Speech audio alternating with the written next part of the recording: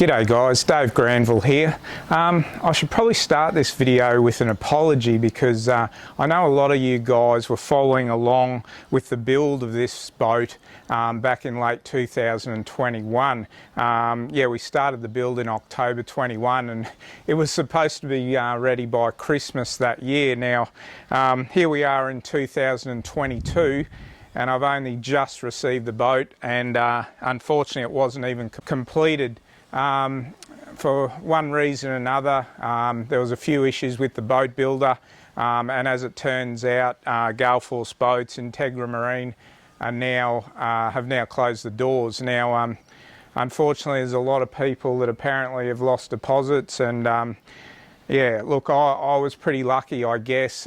This was literally the last boat they put their hands on, and I had to basically go to the factory every day towards the end there to make sure I got a boat. So it wasn't the best experience, I got to say, but what I've actually ended up with is quite a nice boat. There's never any disputing the quality of their workmanship or the type of boat they were building.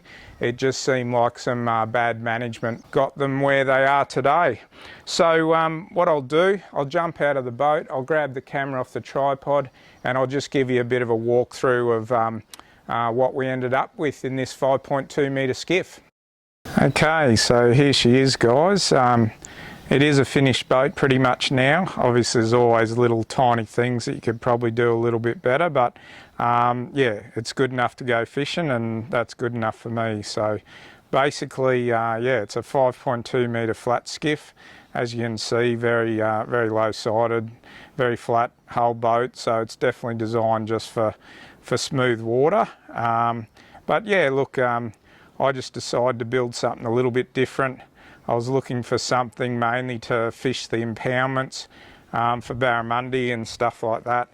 I love my barra fishing up the dam, so I wanted a nice stable platform that would do the job, and hopefully this'll do me for a while now.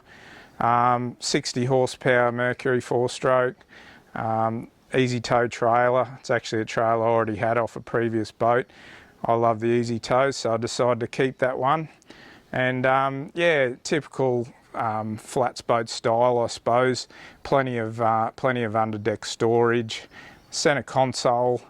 Electronics wise, I've gone for Ray Marine. They're the Hypervision Element series, 12-inch there, and I've also got a Garmin 12VS on the dash, which is specially set up for live scope. As you can see there, I've got the live scope mounted on a Robbie Payne pole, Transducer Poles Australia. So thanks for Robbie for that one. But moving forward here, I've got a big live well under this deck measure here.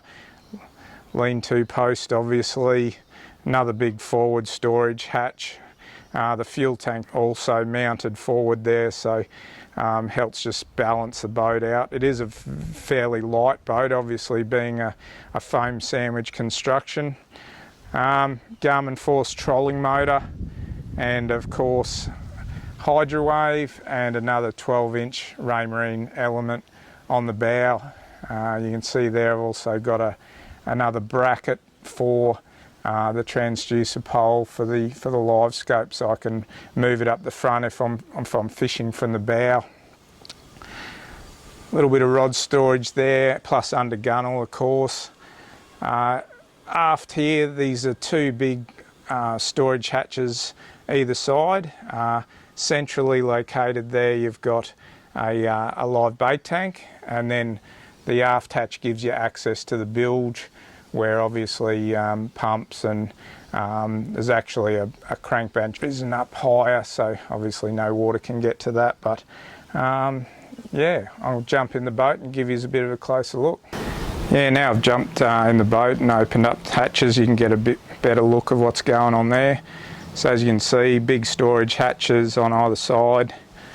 Plumbed live well, live bait tank in the aft section. I tried to keep all the weight centerline, of course, which helps, and yeah, pretty neat dash configuration. And then yeah, up forward here you got your nice big live well, so if I want to keep fish alive, whatever, I can do that. Fish up to 1 metre long in there, big flatty or a barra, whatever. And then forward again we've got the forward hatch, which is again heaps and heaps of storage. Well, as you can see, it's a pretty tight fit in the console, but really happy with the job done by Ocean Logic. They fitted 3 Revolution 100 amp hour lithiums, one's the house and 2 for my Garmin Force trolling motor. So yeah, beautiful fit out. They really know the stuff, those guys, and yeah, I think we'll do a separate video on that alone, because there's a lot to learn about fitting lithium batteries and why they're the way to go, particularly in a lightweight boat like this. So stand by for that one. There we go, guys. Thanks for watching. That's a quick rundown of the new boat. Obviously, as time goes by, I'll do some more on water stuff, give you a bit of feedback on how it goes on the water.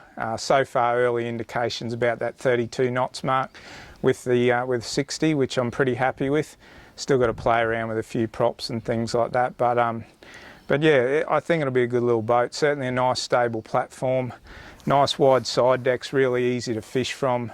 And yeah, all going to plan. There should be a few barra hitting the deck before we know it. So thanks for your patience. I know it's been a long time coming for me as well as everyone else. And yeah, look forward to putting it on the water and see how she goes. Thanks, guys.